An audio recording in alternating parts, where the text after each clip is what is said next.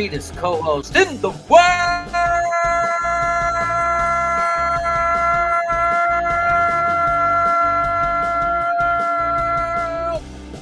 Y2K99. Get ready to rumble!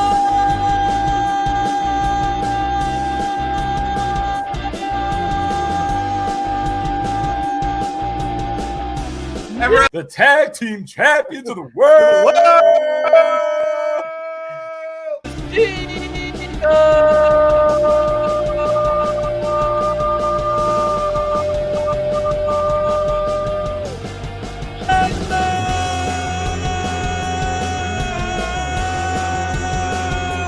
My brotherly crevasse. That is the best intro I have ever received. The world.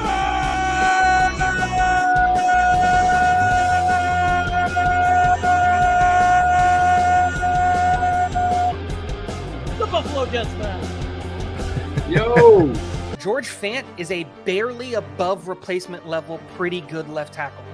How can you say Compare that when that he to was an- top 3 in sack percentage last year for left tackles?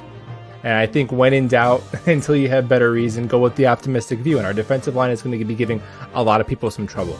But yeah, it's got to be. I'm with you. I don't like the Nathan's fries when they're like floppy. It's got to be like done really well. You know, it's very hard to teach 6'3" and 4.3 speed. That's very rare. The talent's there. He's just got to put it together mentally. Right. To get You're a on cheater. to you, I'm a cheater.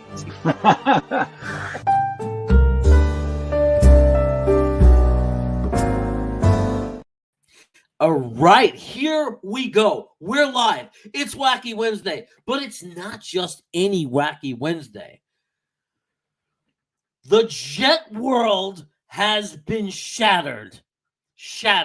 Because there is a chance, a slight chance, a big chance, we're going to talk about it, but there is a chance that the greatest, most talented quarterback to ever wear a Jets uniform will take place this upcoming season. I said it. That's right. Even at 39 years old, Aaron Rodgers puts that Jets uniform on. If that happens, he is instantly the greatest quarterback in our history to be wearing the uniform as far as talent. There's no question about it. We've never had anyone, no disrespect to the great Joe Namath, we've never had anyone in this organization anywhere near the level of Aaron Rodgers. And can you imagine the jump from where we were last year when healthy, 7-4, thinking we had a shot, looking like a playoff team, and going from the quarterback play we had at that point of the season and the rest of the way to Aaron Rodgers. I think we have the right to be excited, people. I think we have that right. Before I get to my co-host and guest, let me say hello to some people in the chat. Harlan Abraham, thanks for being the first one here. Jason Zayas is here.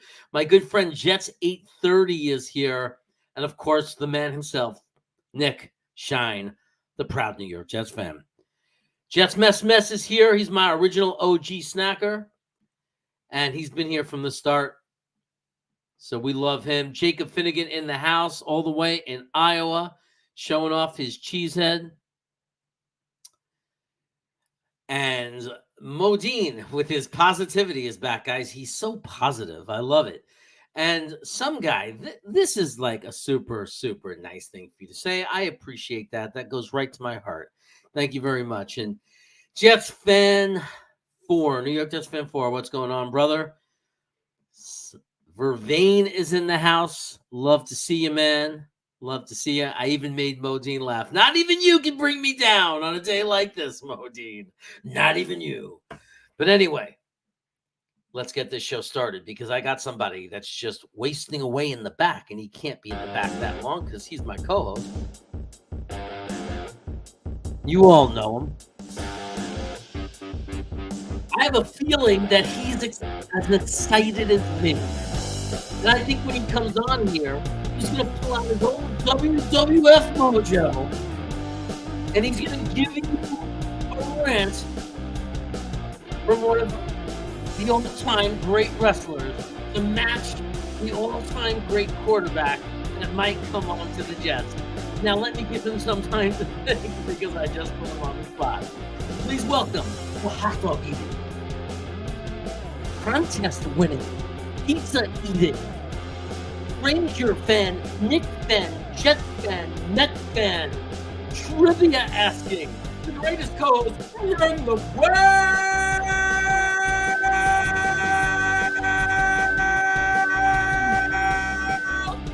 Y2K99. The taste of cheddar is just a little extra delicious tonight because this Wacky Wednesday show, and we've been doing it for a very decent amount of time, but this is, in my opinion, Jeremy, the final Wednesday, and I mean the absolute final Wednesday that you and I will be doing a show without a competent quarterback for a very, very long time. I predict it is going to happen, and you know what would be best. Now, for those who may not know, we're gonna give you a little inside baseball, a little peek behind the curtain, and a look at the Grand Wizard. So Jeremy and I will be seeing each other this weekend down in North Carolina. Wouldn't it be interesting if the news actually broke this coming weekend when Jeremy and I are hanging out together, and instead of the split screen, we could actually do the show together for you? You saw y'all saw the trailer today earlier for the Jets Twitter that they're actually doing a show. The Jets are. They're gonna cancel everybody. Boy Green, Mike, Matt, all those guys. You ain't never gonna heard of them. The Jets will be live streaming us talking about Aaron Rodgers because the energy, the excitement, it is going to melt down Twitter. It will melt down social media. Can you feel the excitement tonight? Well, you know what, brother? I can feel it because chaos is going to be running wild all over Jet Nation. And to keep that going, let me welcome this guy. Ladies and gentlemen, he is no stranger to chicken cutlet parmesan. He's no stranger to veal cutlet sorrentino, salty vacca alla romana, the romana tomatoes. This is no stranger to wearing socks in Nike slippers. This is no stranger to staying in A. Umat! Please welcome the one and only, the greatest international Jets fan in the world!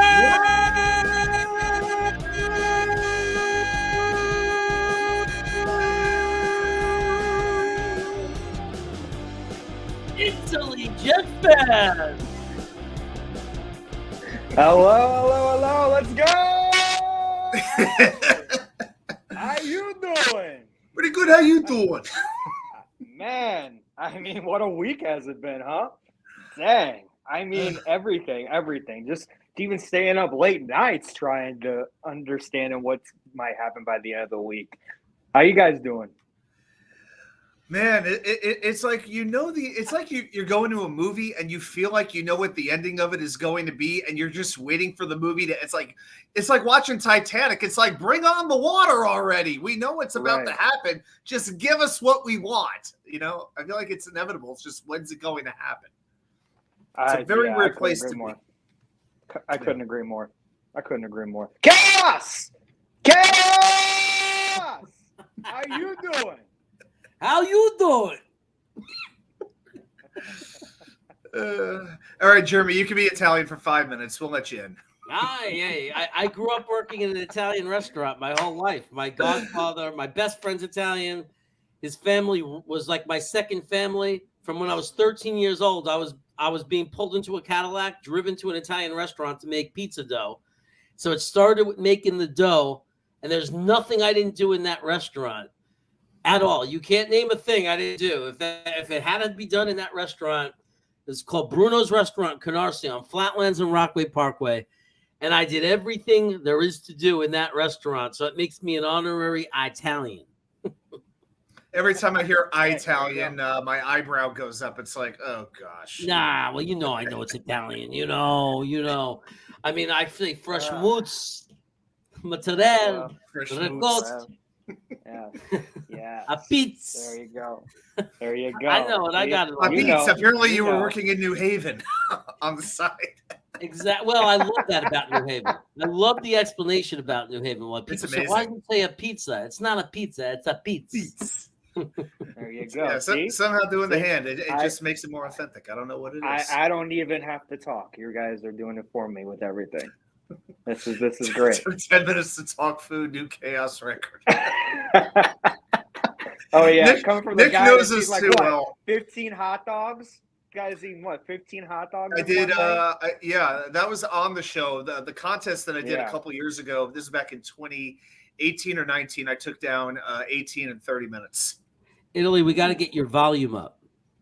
Yeah, Oh, yeah, okay. a little bit more. Yeah, I agree. All right. Can you hear me now? Yeah, that's good. A little bit better, yeah. Okay. That's good. Oh, okay. All right. Is it good now? Can you hear me now? Yeah, Much I'm fine. better. Yeah, I'm fine. Okay, cool. Awesome. Well, I got a question for you, Chaos. Yeah. What do you think? Like, what picks and players do you think will do in this deal for Rodgers if it goes through by Friday? I'm not okay, so I'm no expert on this. Okay, that's fine. I think a lot of it depends on whether there's a salary restructure. I think there are a lot of moving parts. Right. And I think that if Rodgers says, honestly, I might only play 1 year, I can only commit 1 year at a time, and I'm not renegotiating my salary at all and the way it's structured, and which means that in 2000, we'll be 4 years, we're going to be paying him big money for possibly 1 year. I think if we decide to do that and take that risk and roll the dice on that, we might go to Green Bay and say, hey, we'll give you a conditional, we'll give you a second or third round pick. We'll give you a conditional second if he stays next year. Like, I think it looks very different. If he restructures and it's very friendly to us and it's a great contract that's super friendly to us, where Green Bay is eating a lot of that money that they committed, then I think that Green Bay is eating that money to justify a better draft pick from us. So I think it depends on a lot of things. I think if we take him at the way the contract stands right now, I don't think there's going to be a first-round pick involved. And that's, no expert, my opinion.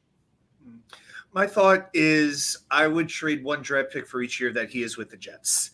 And I could definitely see it being sort of an escalating draft pick. Remember when the Jets traded for Favre, it was for one draft pick.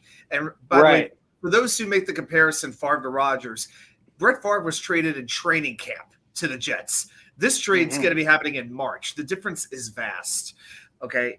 But to me, it starts at I would give up a second round pick. And if he stays the second year, it's weird, but I do think there needs to be an escalating draft pick that can work its way up to a first if the Jets get to the Super Bowl.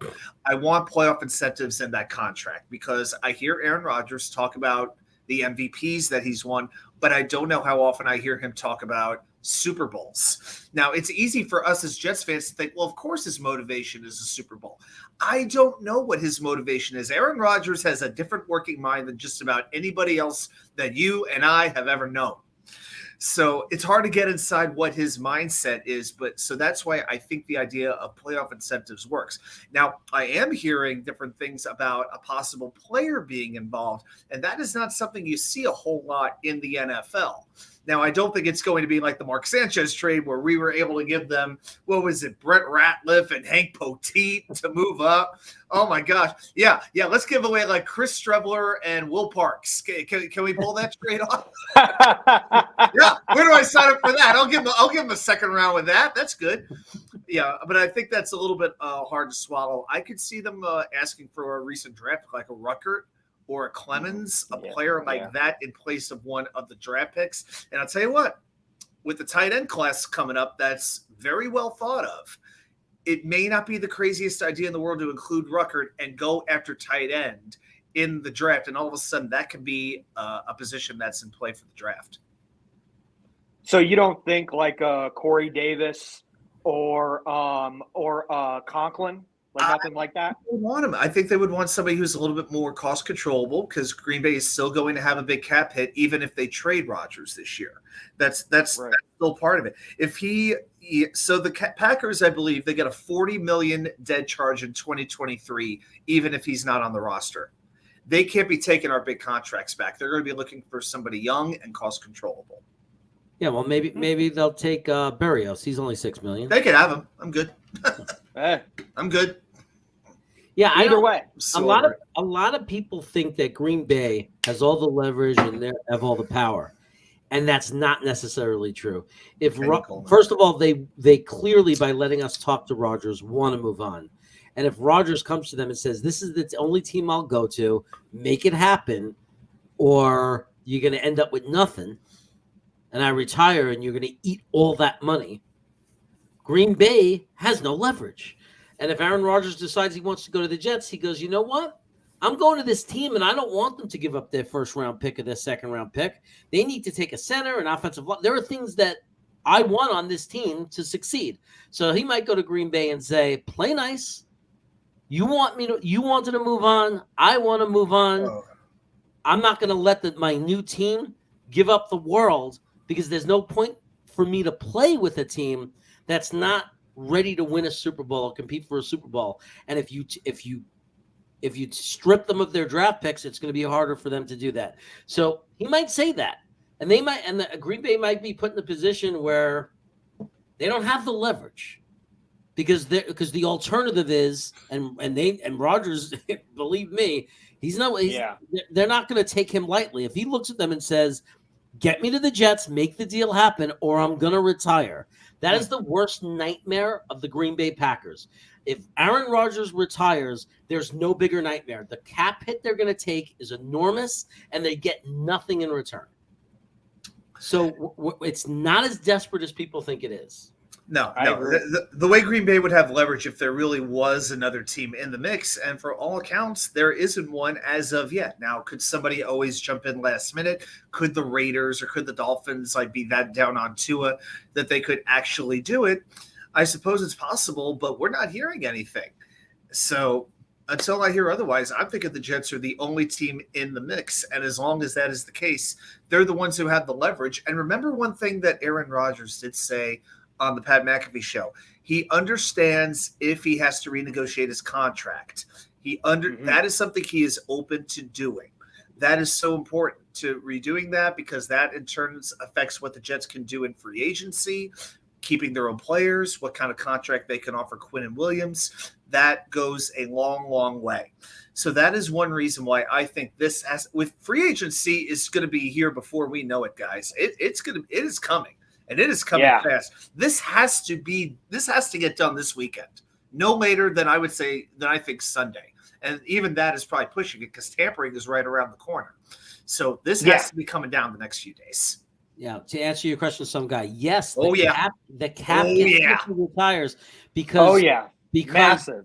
Because Green Bay has got to recognize the money that they paid him as a bonus. They gave him about $100 million or something up front, some crazy number, $90 million up front. When you do that, you have to recognize it. Just because he retires doesn't mean you're off the hook. They gave him that money. So they are absolutely on the hook for as far as salary cap. I think it could either be literally as high, and this is ridiculous, but really, if you look at over the cap, it's actually laughable. It could be as high as like a $99 million cap hit this season. Or it's something like literally 40 and 40 or some crazy for 2 years of like $40 million cap hit each year. I mean, it's damaging. It's damaging. It'll cripple them, which is why I insist, and I will say it and I will stand behind it. We have just as much leverage as they do if he wants to come here. If he wants to come to the Jets and that's all he wants, we have much, much more leverage than people understand. They've already told him. Green Bay's already told Aaron Rodgers they will do what he wants to do. They're just waiting for Aaron Rodgers to let them know what he wants to do. So I did find a little is it me, or if you go to like 5 different articles and outlets, you'll see 5 different explanations on what the contract is and what the bonuses are and what happens in this situation. It's gotten to the point where I don't even know if there is a definitive answer, but I do know this. If he is traded to the Jets, the cap hits in the next 2 years are $15.8 million and $32.5 million.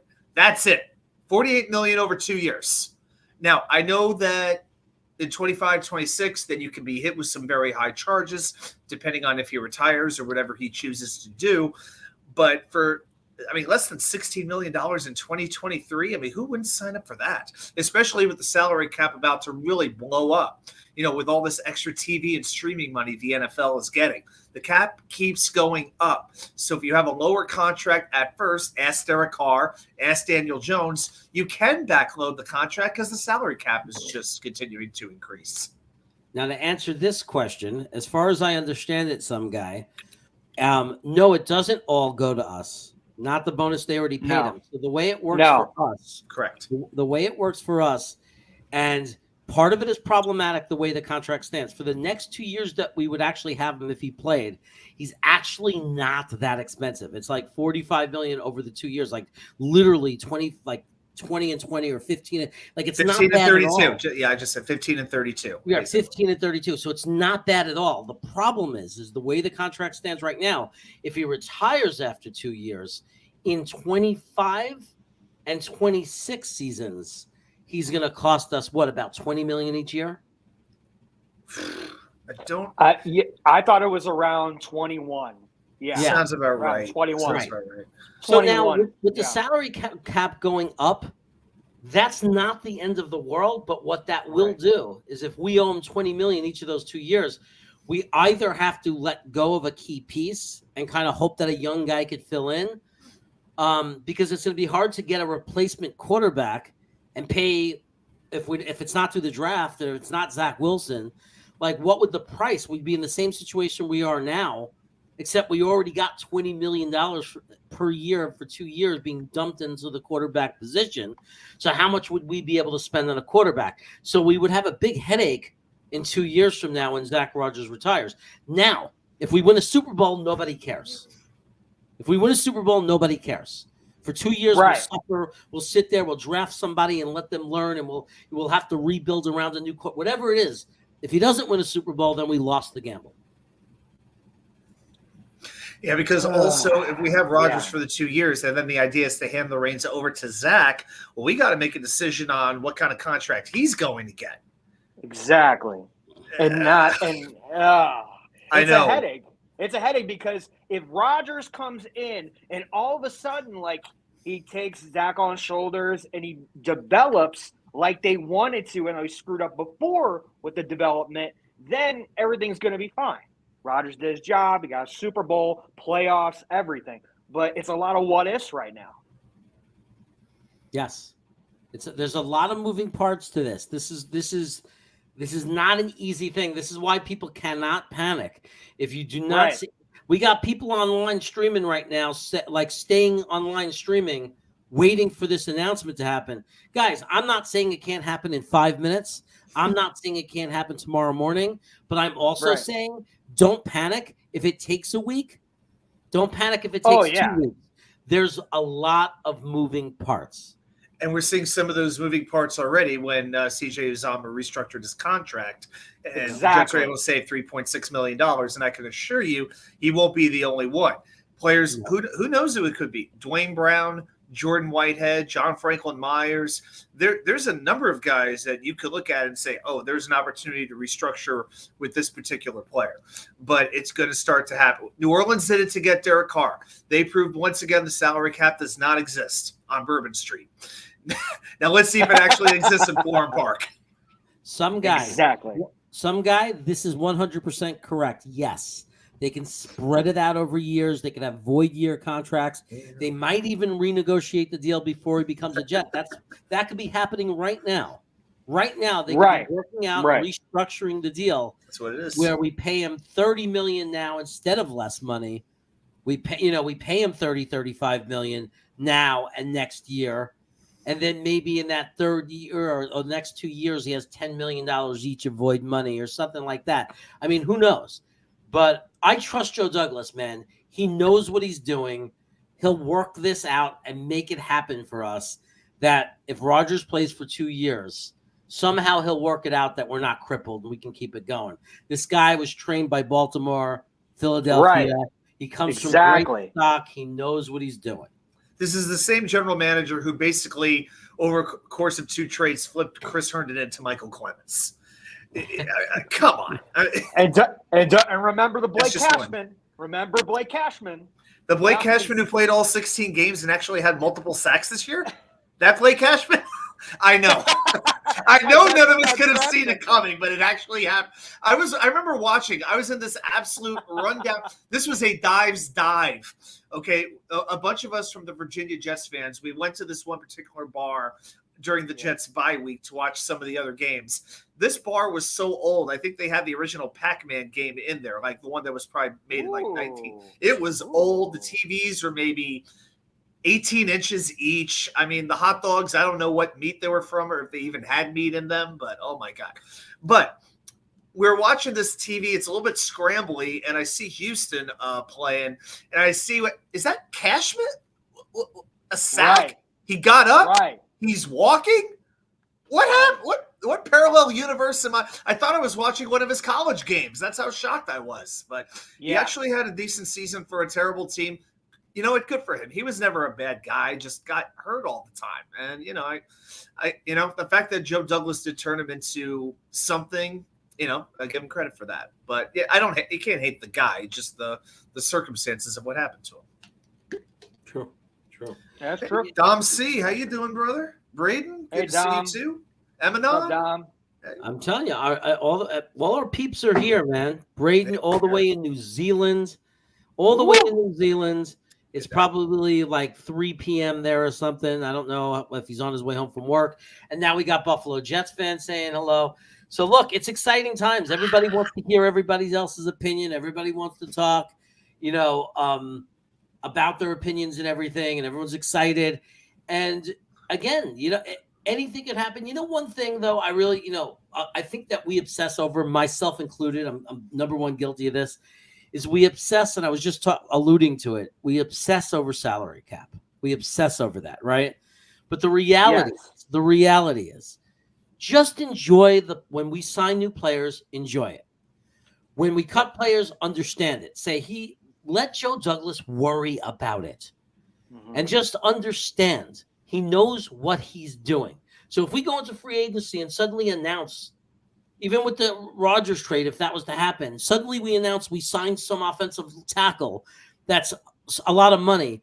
Instead of freaking out and saying salary cap, don't. Just celebrate. He's got a plan. He knows what he's doing. We could be upset when certain players are let go, right? And allowed to leave or whatever. And we could be happy when new players come in. But we don't need to sit there and obsess over the salary cap, because that's what Joe Douglas gets paid for. And he has a team. That's what they get paid for. They're making the money work. We're fans. Let's just be excited and happy and want the best players possible in this organization, and trust that if JD gets them, he knows what he's doing. He's got a plan. He knows how he's doing it. And we as Jet fans just want to see the best possible talent wearing a Jets uniform. The Jets will find a way to keep their best players.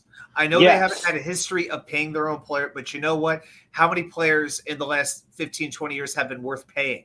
Not a whole lot. Not in the last 10 to 15 years.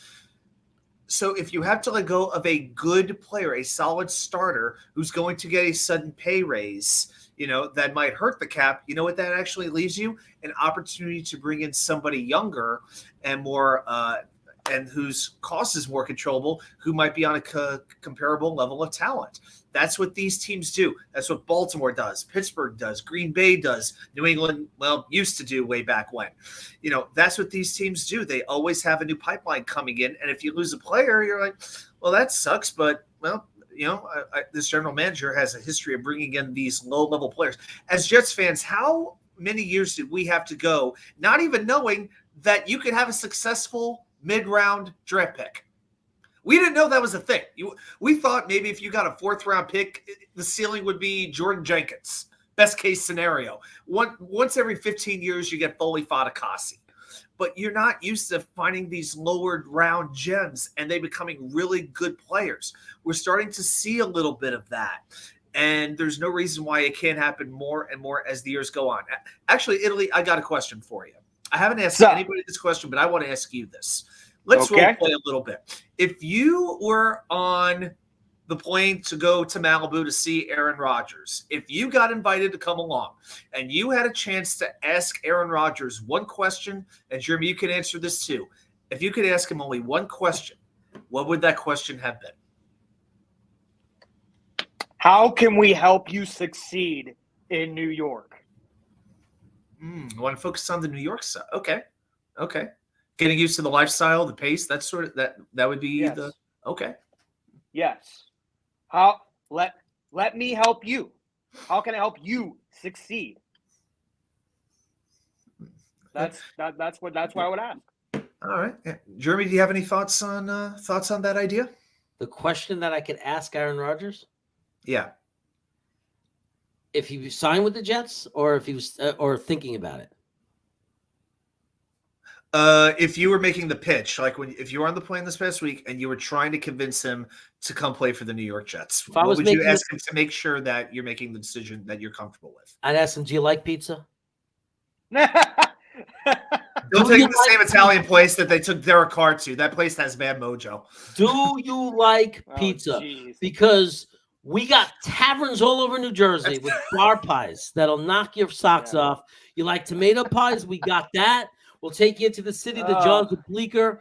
If you like football pizza, we'll take you to Joe's on Bleecker. I mean, we will load you up with pizza like you never thought in your life possible. It'll be better than anything you've ever had in your life.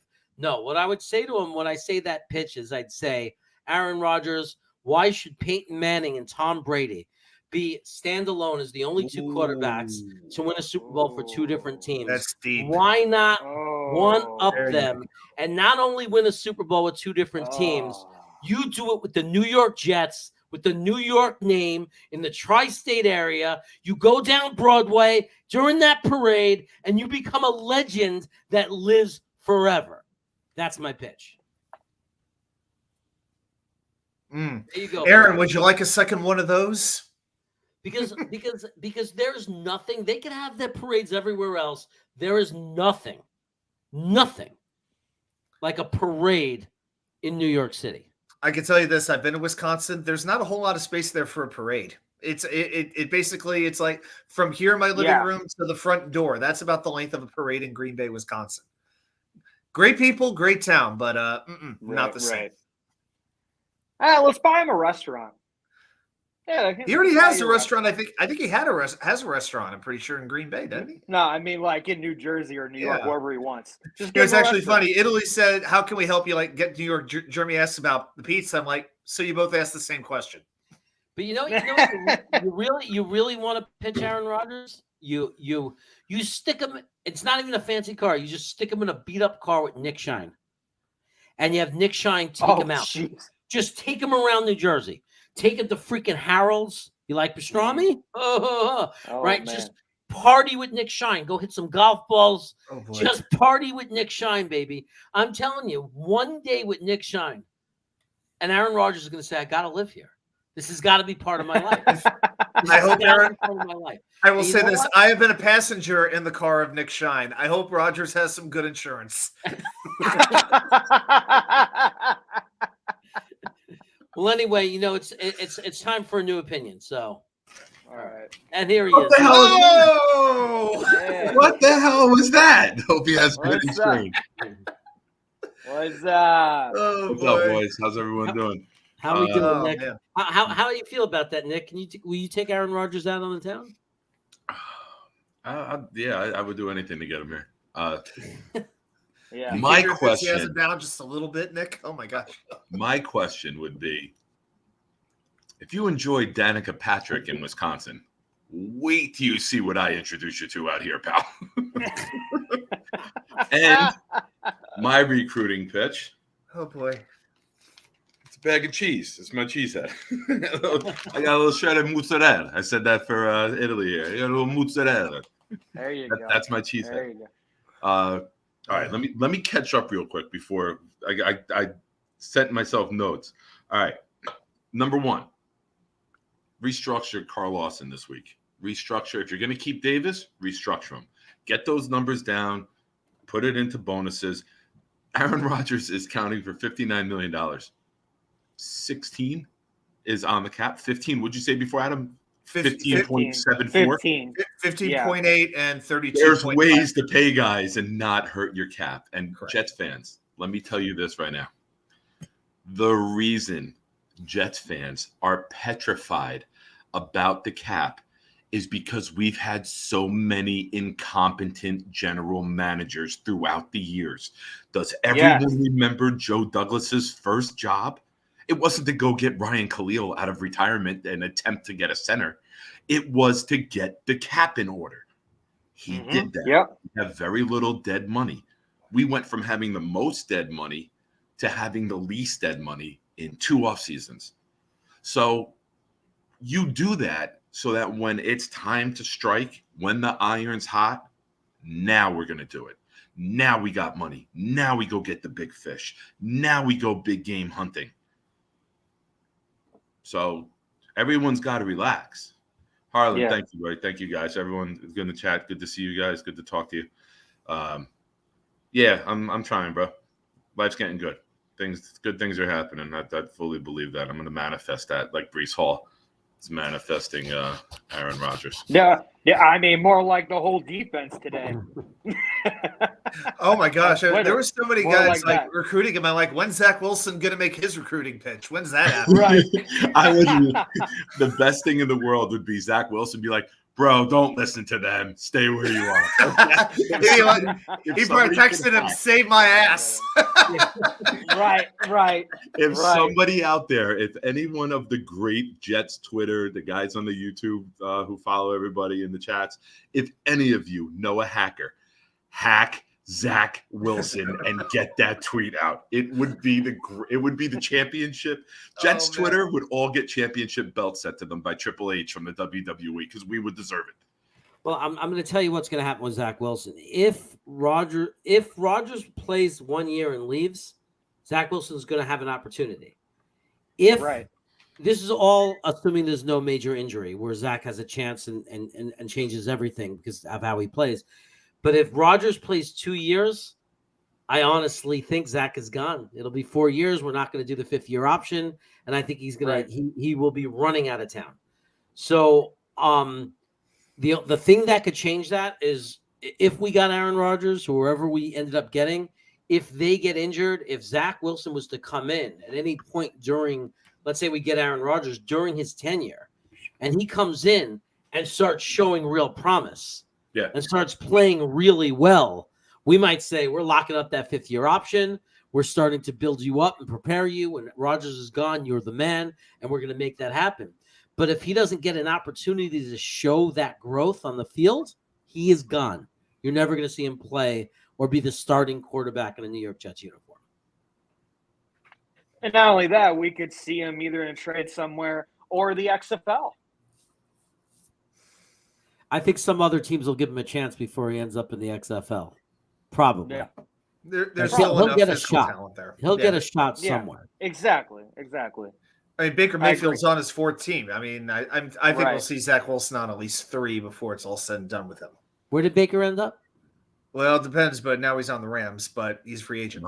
Free agent. Right. The rumors are that Cleveland, Carolina, Rams, The rumors are that the Rams and the Niners are going to be having a little battle maybe to get Mayfield. I saw that on Twitter yesterday. Yes. I mean, How click many the link and quarterbacks saw do the headline. Niners need? Wow. How Don't many forget, quarterbacks they're do the losing. Niners need? They're losing Garoppolo, free agent. Right.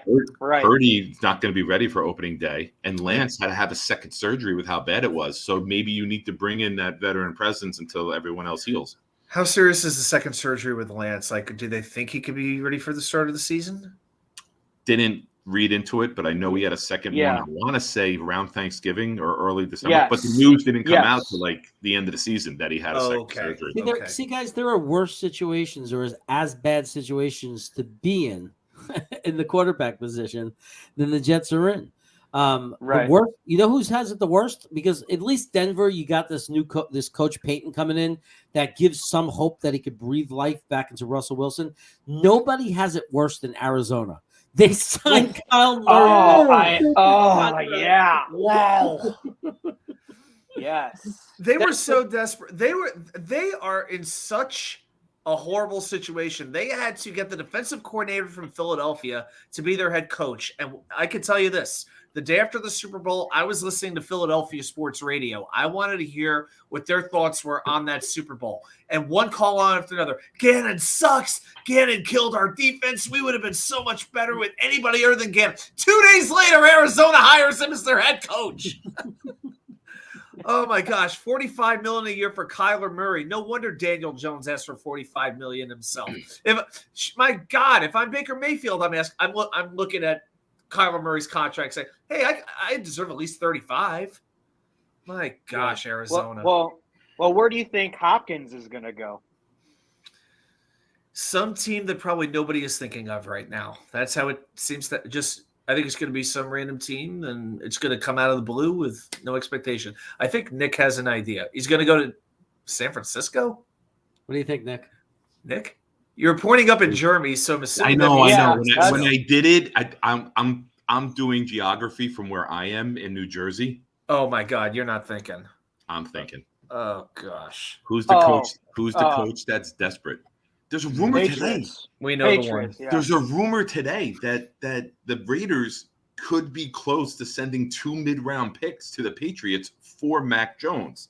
Wow. Now, I don't want to be negative. You guys know me. I'm a proud New York Jet fan. Everything I try to put out is positive. I will tell you the first thing that popped into my head. They're going to try to sweep in and get Rodgers. That was the first thought that popped into my head. If they move Jones, that would be our competition. I know. Adam, I know. I hate myself for thinking it. I hate myself for putting it out. I hate myself for putting it into the universe.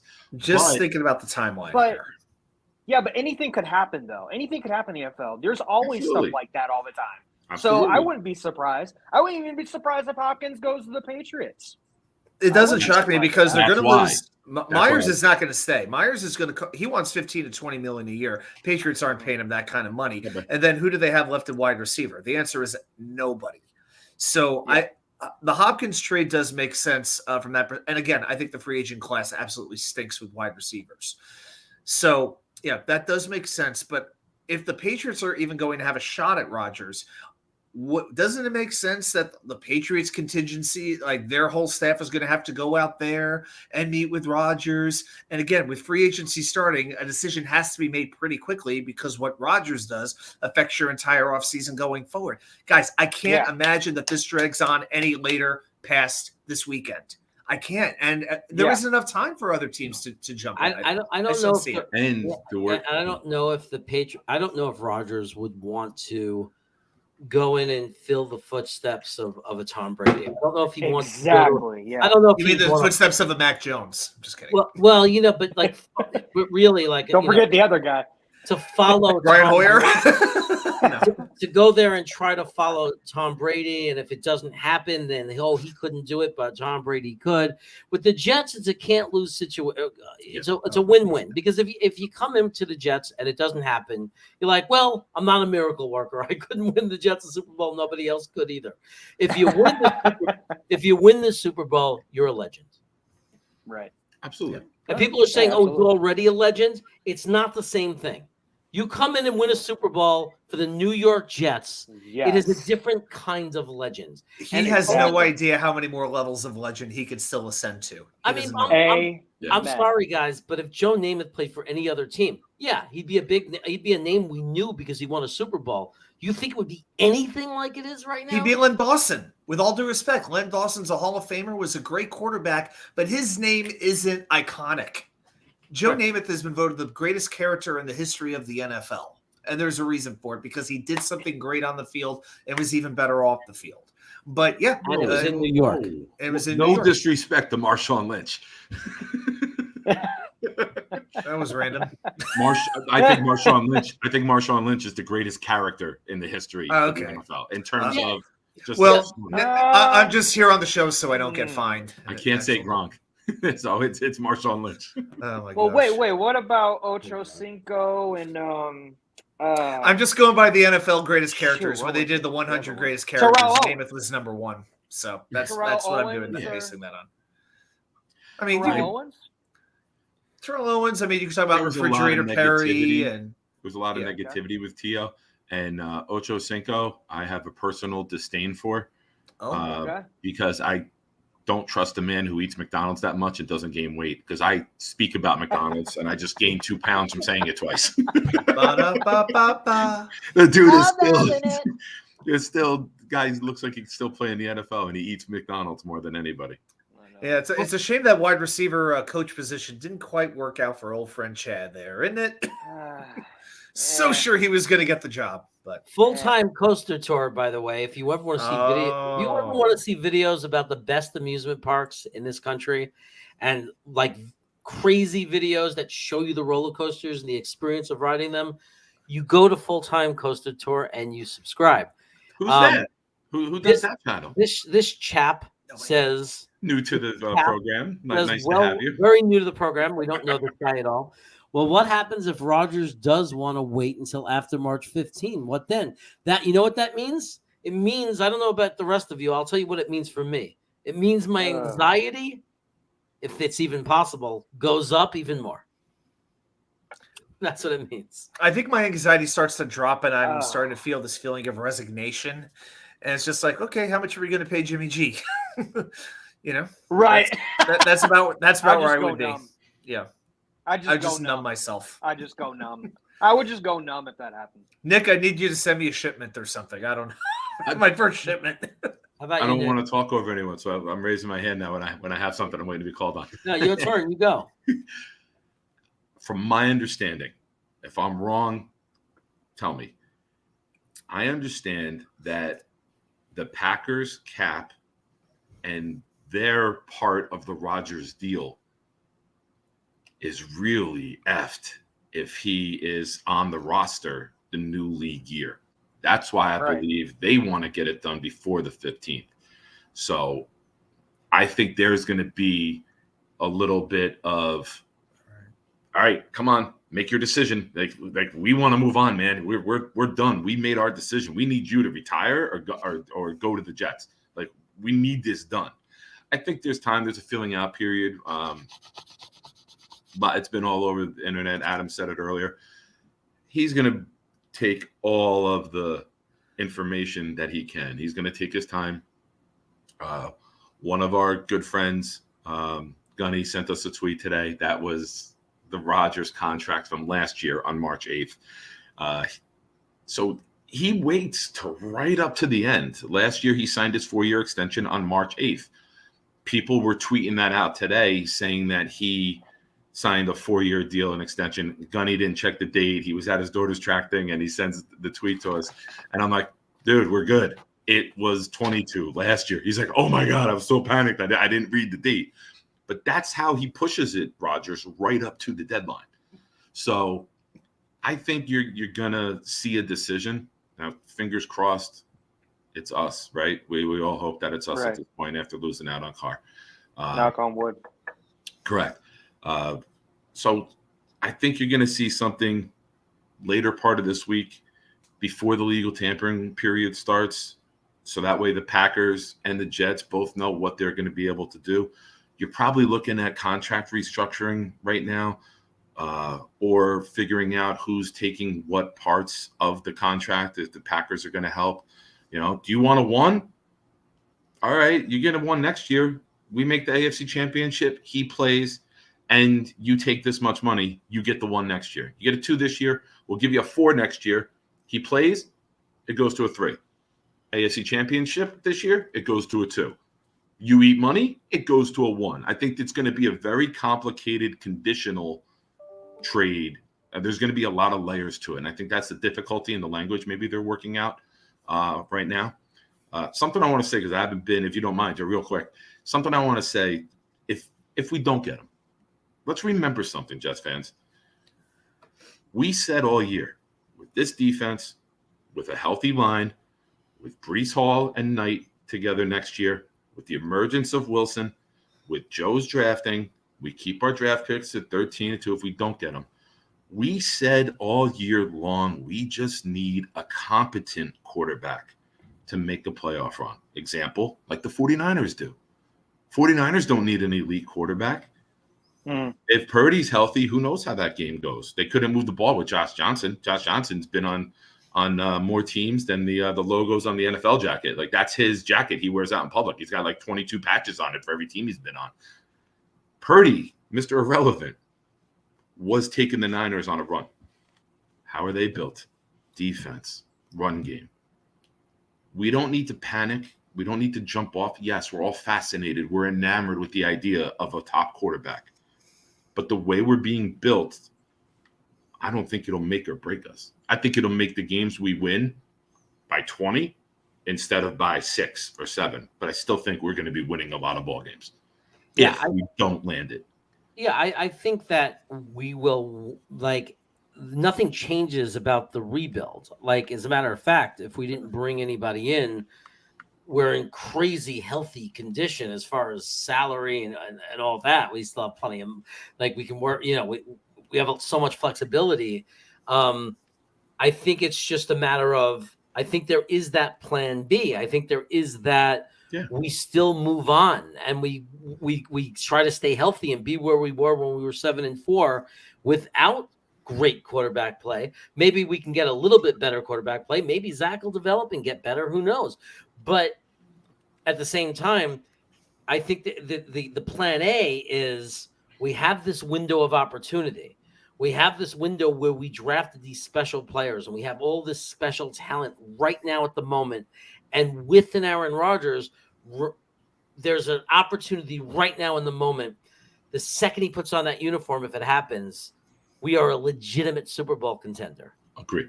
Agreed. But I think but like you said, we don't jump off the bridge. It would be disappointing, but we don't forget everything we've accomplished the past 2 years, or that, the Jets have accomplished. We still have a ton of young talent, and there'll still be a future for this team.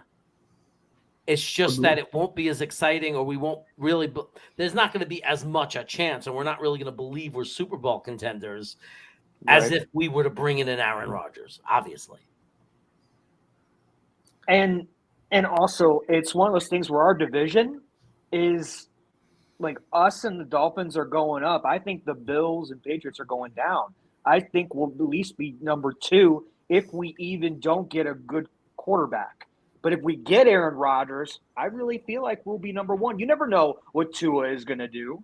So that's how I feel about that. I don't even think you can count on him to be a long-term answer. I know he's up for a contract. I would really need a lot of stipulations, and I don't know what's allowed with the NFLPA and then the contract that the league has with the players about injury protection in a contract. I'm not privy to that, but I have a really hard time giving him, with what quarterbacks are getting paid. I can't give him Dan Jones money. Based on, I say Dan because my buddy who's a Giant fan refuses to call him Daniel because he's convinced Daniel is what you call a 5-year-old or an old guy who poops his pants. So he calls him Daniel. Daniel was my great grandfather. So yes.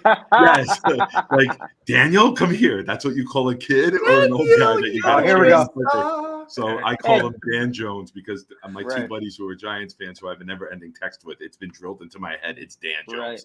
So I can't give him Dan Jones money. No, I can't give him Geno money. Like, no, I can't. No. Like, and it's not about the player. It's not about the arm. It's about one more hit. I mean, one more concussion. I'm like, a fall. Yeah, I care about the person too much. If you're the Dolphins, man, I'm like, listen, we want the best for you. Look, the reality, be our offensive coordinator. The reality is, with concussions, it's like people don't understand. It's not, if you have a bad concussion, you are no longer like everybody else. It is now easier for you to have another concussion. If you have a second concussion, you are now even more prone to concussion. What people don't understand is the part of your membranes or whatever it is that holds your brain in place. When you have a concussion, It's like imagine a rubber band being stretched. That rubber band is now forever stretched, which means every time his head hits the ground, and we saw it because 2 weeks, 3 weeks later, or a month later after he took that one, his hands. As soon as the first time after that, though, the first time he took a hit where his helmet touched the ground, what happened? Because it's like a stability thing. And that's why we see it happening to NFL players. Once they get a concussion or two, they can't play anymore because they keep getting them. So it's a horrible thing. It's a tragic thing. But this kid, you can't touch this kid. You can't give him guaranteed money. You can't. He's like one hit away at any moment from another severe concussion. And, at some point, somebody's going to just come in and say, this guy's got to retire. I mean, it's got to get out of this game. The Dolphins don't have a lot of draft capital, but you have to wonder if they actually have to start looking at a quarterback just in case, like a mid-round pick. You might have to use one on a quarterback. Well, who would you see them get in free agency or in the draft? I mean, as far as the draft, I've been looking at quarterbacks as much because I just don't see the Jets drafting one. But I'm trying to. Maybe would Minshew make sense for them? Yeah, not for me. That kind of a player. I don't know. I have Minshew's got some fanatics. Oh my gosh. Minshew's fan base is like almost as devoted as Tim Tebow's was back in the day. It's pretty scary. It's a NASCAR crowd. You don't know anyone who's a Minshew fan, but if Minshew appears somewhere, there's 200,000 people. Oh, they put their fake mustaches on. It's amazing. Yeah. Oh, yeah. They're pulling up in Winnebagos and they're tailgating for the week. On the IOW show, I do the other show, All Sports channel, and Smitty's in there all the time. I saw Matt Smith pop up in the chat. What's up, Smitty? I do mock drafts for them, and I did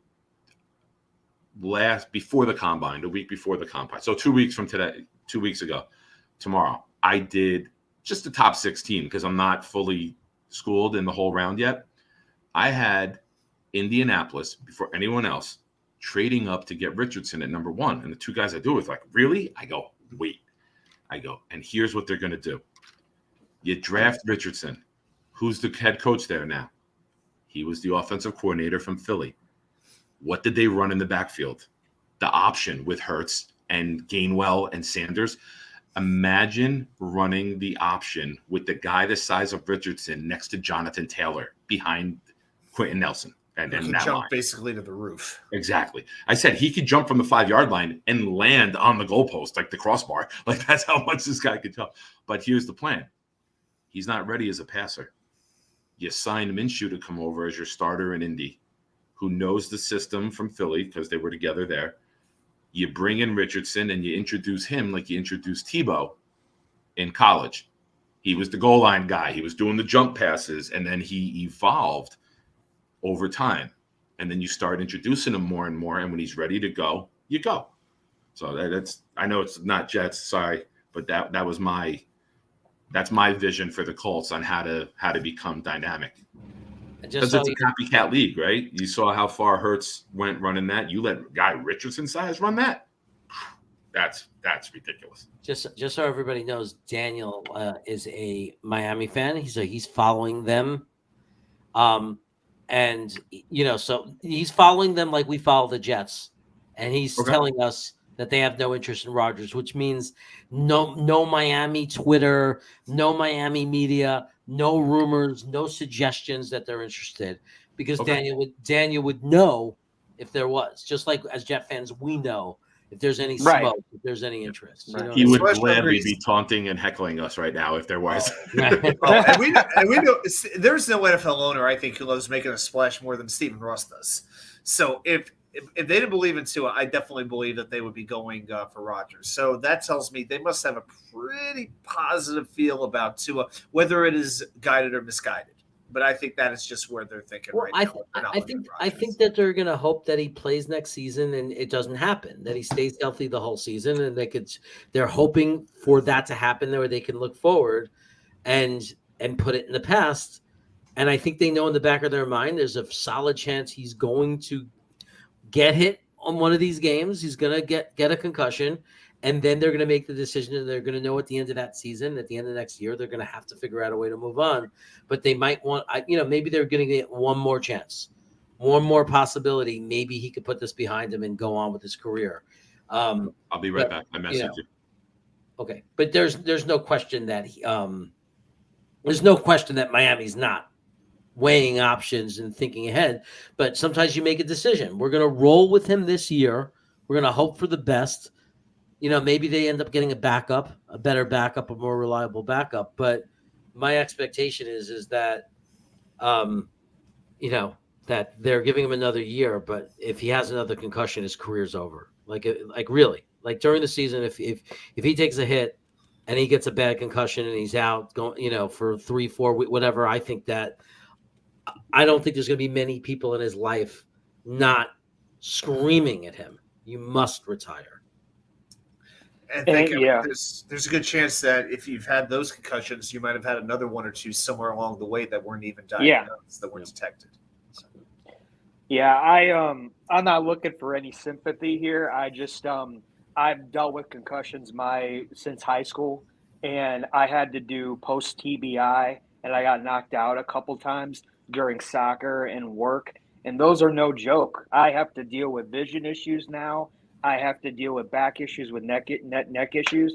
It literally took my whole family to do like an intervention and say, hey, you can't go out and do this stuff anymore. We have to think about your life now. We have to think about in your 40s. We got to think about in your 30s.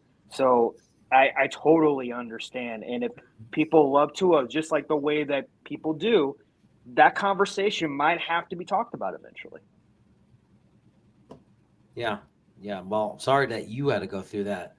It's a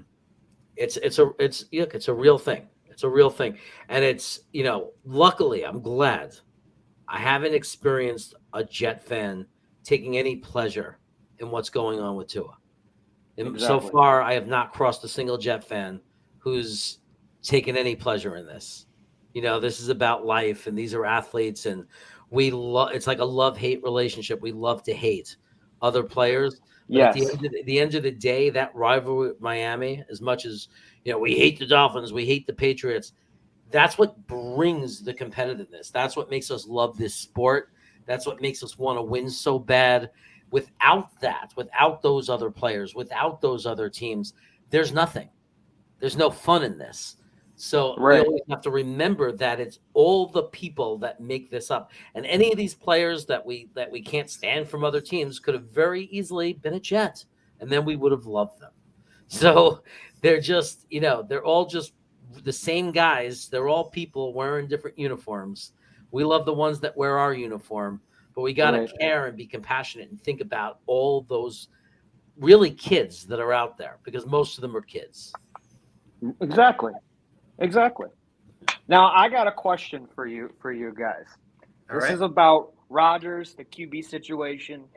If we don't pick up Rodgers, where could you see the Jets going?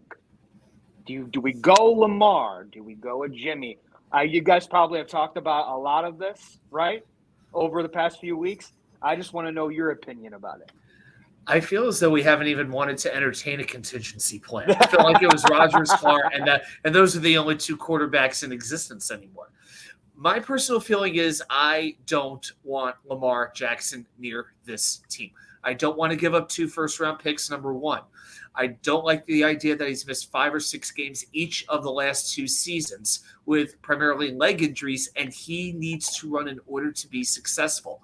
If it's a Jimmy Garoppolo, who most of his injuries – we all think of Jimmy Garoppolo as injury prone, and yes, he's had injuries, but he isn't a running quarterback. And they've been, see, Harlan, if you don't want either of them, then who the heck do you want? You can say no, but you eventually have to say yes to somebody.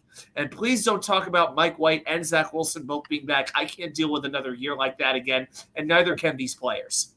But I can't deal with Lamar Jackson behind a great offensive line, first of all, with a great head coach, not a good head coach, in my mind, a great head coach in John Harbaugh, an organization that really knows what it's doing. He's going to come to the Jets, and all of a sudden it's going to be better. Jackson's never made an AFC championship game. People talk about the window for Lamar Jackson being a lot bigger than Aaron Rodgers. We may have seen the best of Lamar Jackson. I mean, his MVP year, that was his second year. It's been a minute. We've had a couple of years pass by since then. His numbers have been decreasing. So I'm not giving up 2 first-round picks, plus paying $50 million a year for a good 5 years, plus taking the injury risks, plus probably having to change out most of my offense, which, by the way, I won't have salary cap room in order to do. So for all those reasons, hey, there's a reason all these teams are coming out and say, we're not interested. There's a reason for it. Atlanta, I thought, made a ton of sense. They said, we don't want the guy. And to me, that's a perfect fit for him. But they won't do that. I would go with Garoppolo, and I'll tell you why. He has a very, very good record. He has won over 2/3 of his games. I did a whole video on this. His injuries, except for one shoulder sprain, have all been calf strains. They've been the broken foot, when Jalen Phillips drilled his knee into the outside of his foot this past season. It's been those types of injuries. They haven't been non-contact injuries. If it was to his neck, if it was to his back, if it was to his shoulder, then absolutely you can make the argument I'd be more worried about Garoppolo than I am. But I still think he's a very capable thrower of the football. His turnovers have been going down the last couple of years. He has gotten to the playoff. He has won 4 playoff games. That does mean something. So now you need to have the right pieces around him. He is that kind of a player, but I'll take him over Ryan Tannehill for sure. Baker Mayfield, it's tricky. I like the idea that he's been humbled a little bit and that he showed a little moxie with the Rams. I just think with the media attention, it's very rare that I would say a guy can't handle New York. To me, it's a very cheap cop-out answer to why somebody isn't succeeding. Oh, it's because it's New York. No, to me, you can either play or you can't. Okay?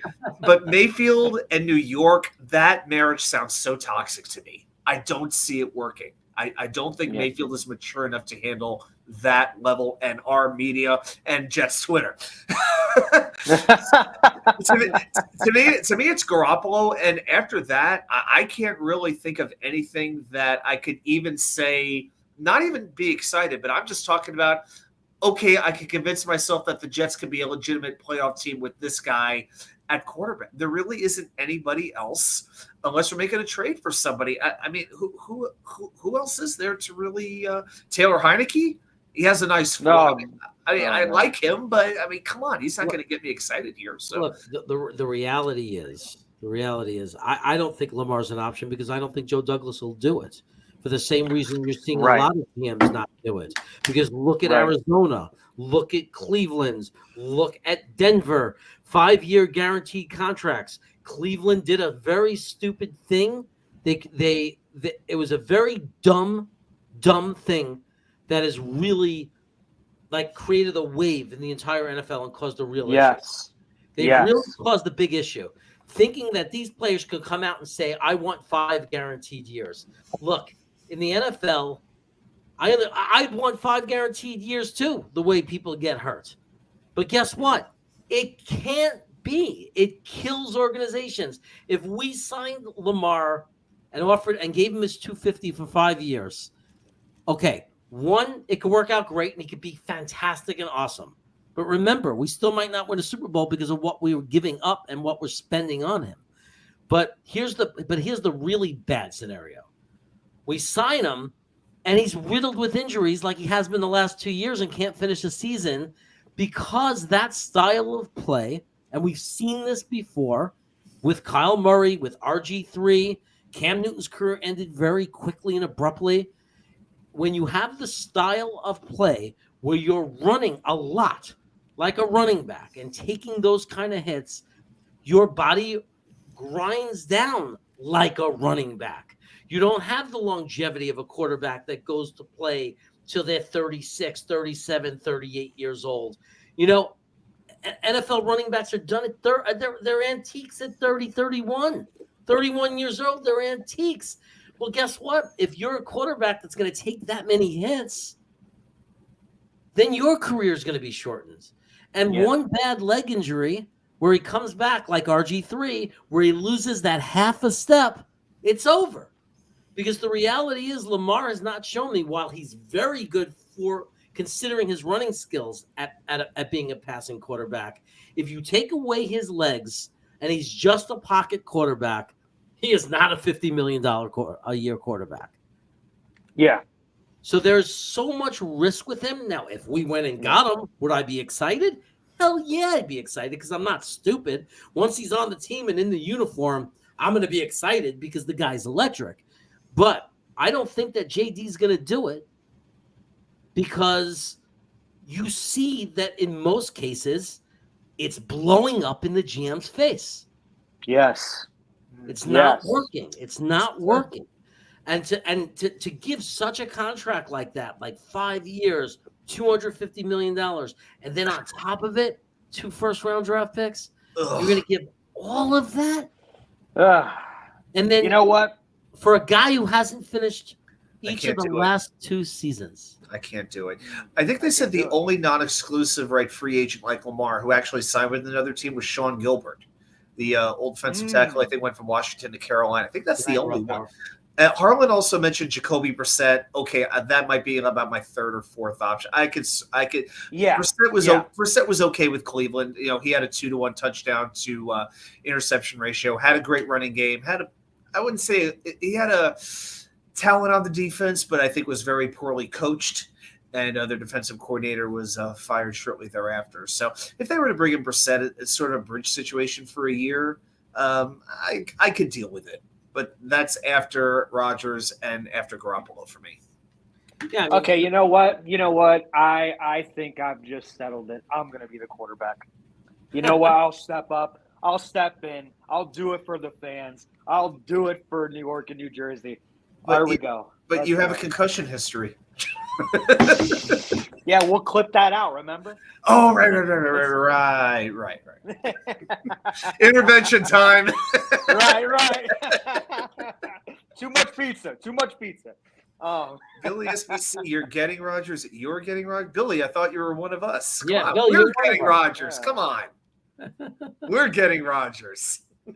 I mean, look. There you go. If we get Rodgers, it's a tough league. There's no easy, as we know as Jet fans, the Super Bowl don't come easy. Patrick Mahomes is still on the Chiefs. Playoffs don't come easy. There's a lot of good teams out there. The reality is, though, it's not about play up this, that. What's exciting about if we get Rodgers is we legitimately could believe that we have a chance, that we're real, that we can win a Super Bowl, that it's possible, that it's not a far-fetched joke or dream, that the reality is if you put Aaron Rodgers on this Jets team and things still have to go our way. We have to stay healthy. AVT has to stay healthy. Becton has to not have his knee collapse on him. Like, things still have to happen well. Things could still go wrong. Aaron Rodgers has to stay healthy. Like, still have to shake our bad luck. But the reality is we can go into that season the way a lot of us, you got some of you, Italy, you might be too young to remember, I don't know, the way some of us felt in 1998 before Vinny went down with Parcells when we had that team, the way we felt in 1983 with the sack exchange, when we went into the playoffs and we were going to play and we played Miami in that championship game. Like, we believed that year. We got to, even though it ended up in heartbreak, we really believed. We knew the reason the heartbreak was so strong was we knew we legitimately had an opportunity and a chance to win the Super Bowl. If we get Aaron Rodgers, that's our reality. We get to believe again. We get to go into the rest of this offseason, into the season, believing that our team can win the Super Bowl. And we could say it with confidence and real belief. Yes. And it's a long step back to respectability. I've been screaming about Jeremy ever since you and I have been doing the show. I've screamed about how sick and tired of it I am of wearing Jet stuff out or whatever and being snickered at. Because where I live here in Virginia, it's very military. You're preaching to the choir. I know. You're preaching to the choir, brother. Right. We have fans here from everywhere because people come here from all over the country, for the 11 different military bases that we have. So you will see everybody. Charger fans, Jaguar, the most obscure teams, you will see them where I live. So we have a very, very good contingency of Jets fans, but yeah, it is rough being in that spot. Aaron Rodgers, it's going to shut a lot of people. Now you might have some doubters. Welcome back. Hey guys. Still going to have some doubters, but all of a sudden you're talking about we're going to be in prime time. We're going to have Sunday night games. We're going to have Monday night games. Expectations are going to be high, and that is going to be a big test of this coaching staff. Because right now there seems to be some questions about this coaching staff. It is going to really be on them to take another step up because they are going to have the talent to work with. So I think I know we're talking a lot about the players right now, but it is going to be a very big test of this coaching staff. This upcoming season is going to tell us a lot about Saleh, Ulbrich, and even Nathaniel Hackett. Yeah. What do you, Nick? I'll throw in one more thing. Yeah, I'll throw in one more thing about Rodgers. One of the biggest criticisms that people have of him is his playoff performance. I'm going to give you his numbers on this. He has an 11-10 record, but he has a 100 passer rating, 45 touchdowns, 13 interceptions in the playoffs. This is not a guy who's giving away playoff games. Yeah, Okay? I'm not going to take any criticism of Aaron Rodgers' career or any doubters seriously, and I'm not going to entertain it because we all know if we have a brain, if Aaron Rodgers comes, the second he puts on that uniform, greatest quarterback in our history, and our best opportunity, as good of an opportunity to win the Super Bowl as we've ever had. Nick, what do you think? How many years has he been in the league? He was drafted in 07 ish. Rodgers? 17-ish. Oh, something like that. Well, So then, 3 of those years he didn't even play, right? Right. yeah, I'll double Right. check. And 1 year he won a Super Bowl. So he's had 11 postseason appearances in 14 years as a starter. If there is a Jet fan who complains about him, push them in front of a train. Yeah. He's been the starter since. He's been the In starter. Excella, high speed, not one of these ones that are slowing down coming into the station. Like you got to be out of your damn mind if you're going to complain about Rodgers. Listen, Woody should be the only one complaining because he's got to cut the $44 million check of the bonuses that aren't on the salary cap. Like, think about that. Rodgers would be making less money on the cap than Mosley would be. Mosley's game checks are going to be bigger than Aaron Rodgers. That's wild. Woody has to cut the checks, like the bonuses. You don't think he's going to want to do that? You don't think that he's going to be thrilled when it's packed to the rafters, when they're selling memorabilia and clothing and all the Aaron Rodgers stuff and the Aaron Rodgers farewell tour? Because I think Rodgers is the type of guy to do like a Kareem Abdul-Jabbar. This is my last year. Like, I don't think he's going to wait when he knows he's going to want the pomp and circumstance that comes with the farewell, right? Like, I can't see the season ending and waiting and announcing it in March, 4 days before the league year starts. I see him saying in August, the day training camp opens and everyone shows up in their weird outfits like they do and says, this is going to be the last hurrah. This is the last run. That's the type of guy he is. That never-ending CJ Mosley contract you give up. Of course, that wasn't JD who did that contract. I mean, Right. Exactly. And that's my answer to anybody who complains about JD. Do you miss those contracts? Do you really miss? Never. That's what you want back? GMs who put us in a situation where we're paying CJ Mosley $20 million a year forever? That's what you like? Or do you like the Le'Veon Bell deal? That's what you like? I mean, come on. Don't complain about JD. What's up, Nick? I say this tongue-in-cheek for those of you, most of you in the chat know me. I'm not making light of the situation, but the worst thing for me to come out of COVID was Mosley's contract getting pushed back another year. And that was the worst part of COVID. It's like, no, it's going to last longer. CJ Mosley's going to be here like after we're all gone. The Jets will have their own stadium, and CJ Mosley will still be on the team. I mean, I like him as a player. At 14, 15 million a year. 100%.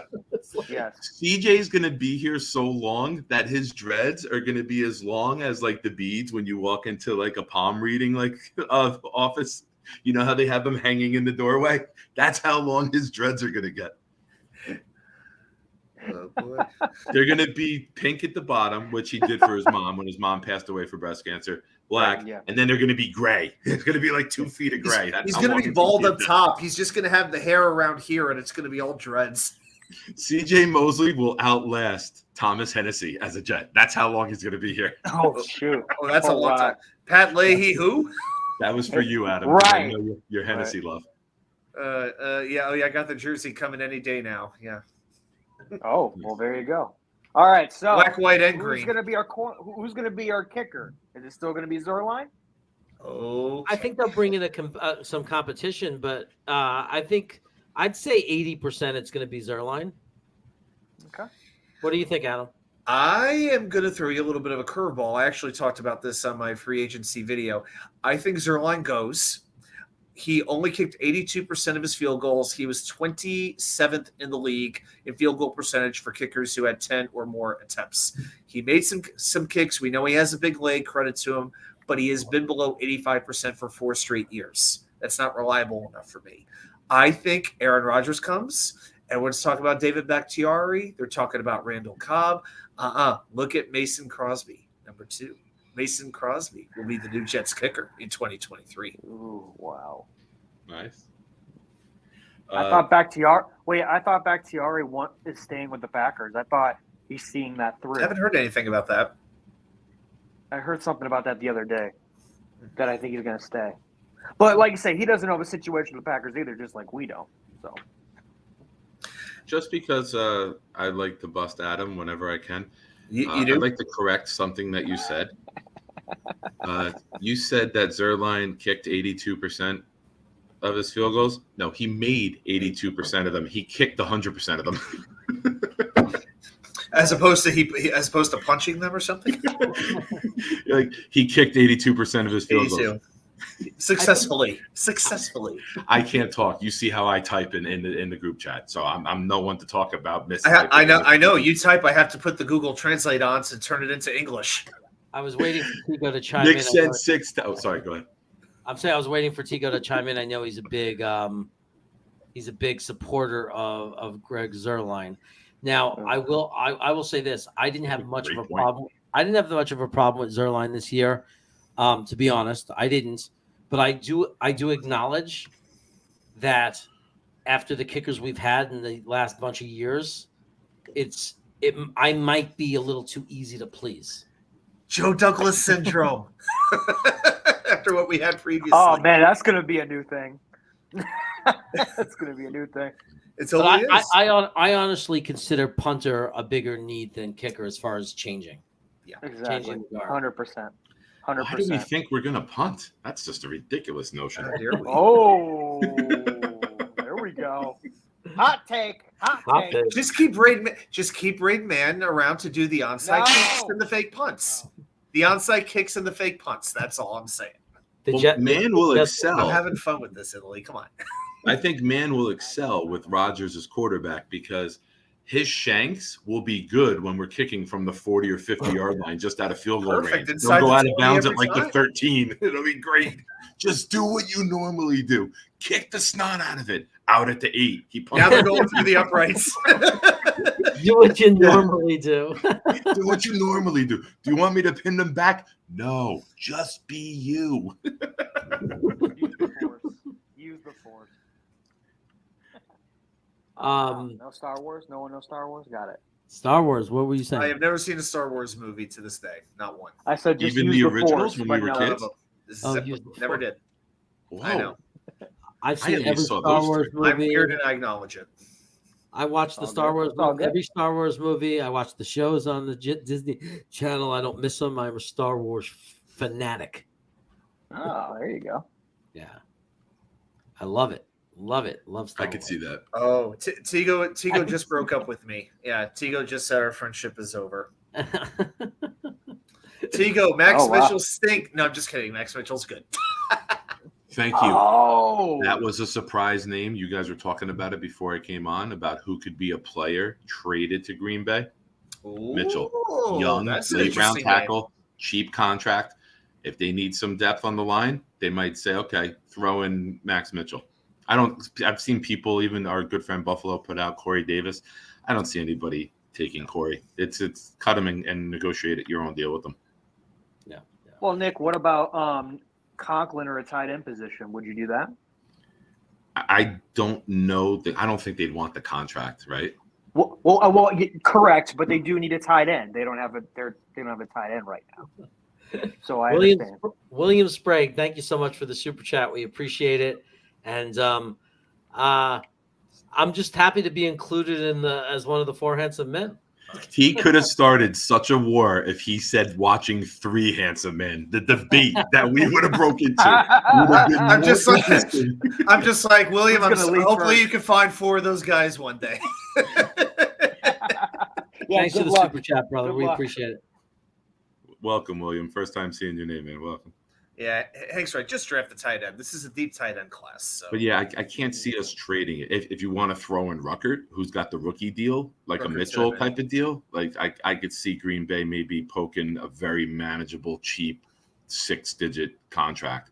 I can't see anybody going there with you know, they're not going to take like a Carl Lawson. They're not going to take a Whitehead deal. They're going to take a young guy that they can groom. They think might fit in their system and be helpful. Yeah. They know Bakhtiari's coming to an end. Mitchell showed well last year.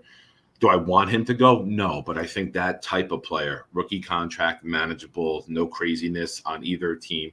I don't know the numbers on if we traded Conklin, but I know he's due some nice money, so there's going to be a hit on our end. Right. So I don't think that's something we do. And again, the Packers still have that $40 million dead cap hit if Rodgers isn't on the team. They need cost-efficient assets. They're not just going to take on a $15 million contract from us. We'd be doing them a favor. There is a fit. I know the financial fit's not there, but when you look at their room of wide receivers, you could understand why they would want a veteran like Corey Davis, like a veteran wide receiver in the room. Now, does it make sense for the money? Probably not. Maybe they restructure with him or something. You know, give us the contract rights to him, and then they restructure with him. I don't know. I agree with you that they'd want a young player because they're rebuilding and everything. But also, you can make the argument that they'd want to give Jordan Love a veteran wide receiver mixed in with those young kids that they got there. I agree with that. They have Watson and they have Dubs. They got 2 pretty legitimate young starters right there. So yeah, tight end, they could use a little help. They've got Robert Tonyan and Mercedes Lewis, who's about 55 years old at this point. I feel like he's been around forever. Mercedes Lewis just doesn't go away. I mean, he just cannot go anywhere. Lazard is a free agent. Lazard's a free agent. Lazard's free agent. They can't trade him. Yeah. It's like Jimmy Graham. Jimmy Graham was one. It's like Jimmy Graham. Oh my gosh, there's one other one who was just around. Antonio Gates. Not Gates. He was like in the NFC South. He just wouldn't go. Vernon Davis. He was there for a little bit. Tight end in the NFC South. Yeah, who's like around for like 15 years, just wouldn't go away. I cannot think of. Not Olsen. No, not Olsen. Not even that great Olsen. A player. More of like but he just always hung around. Wacky comes in and says, "What about safety?" I haven't forgotten about safety. We need a free safety. Yes. I'm not thrilled with our strong safety, but we definitely need a free safety. There's no question about it that we need a free safety, unless they love Adams that much that in a potentially win Super Bowl this year, they're willing to go with it. Look, every team, even Super Bowl teams, aren't perfect in every position. Even Super Bowl teams don't love every player in every position on the field.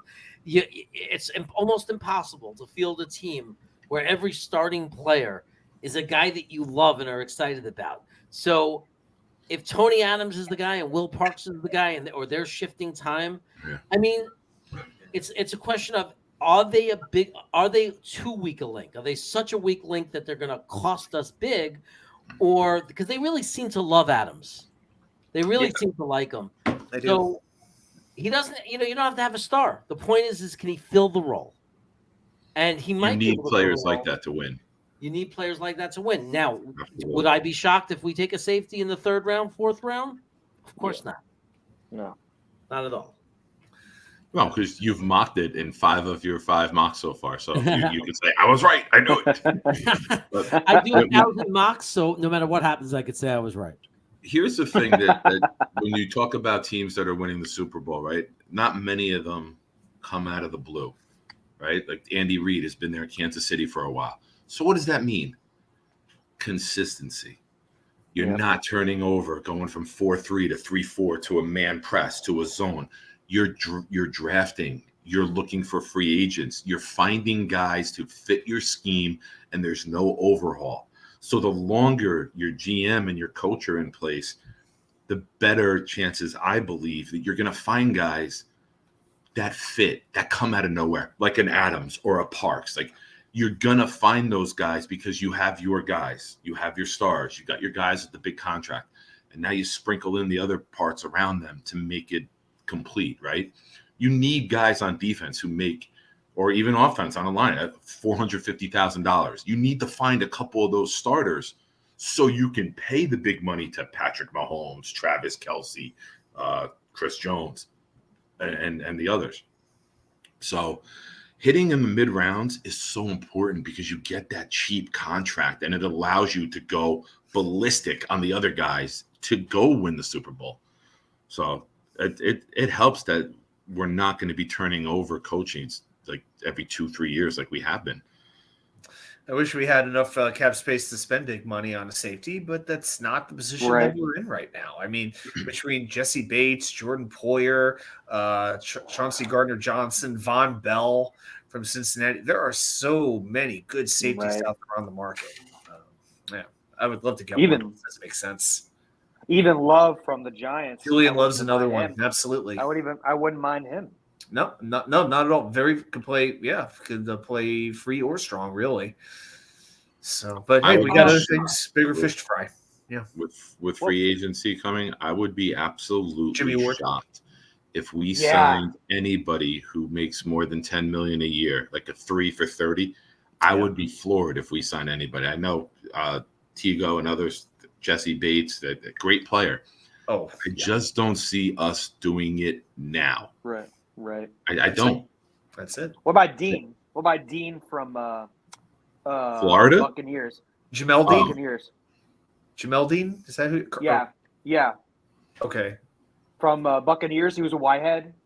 Would you maybe bring him in? Maybe. I don't remember him being okay. I don't remember his number name. 35. Number 35. His last name's Dean from the Buccaneers. I'm pretty sure you mean Jamel Dean. That's what I'm. Yeah. I love another Dean, which Rusty Spooner pointed out to me and Jeremy a couple weeks ago, or I was in the chat when it got pointed out. Trey Dean from Florida, 6'3", 220. Guy is freaking jacked. I know Dom also likes him too. He's projected to go in the 4th right now on PFN. So that's somebody that I did a mock while I was waiting for you guys, and I grabbed Dean at 112 in the 4th.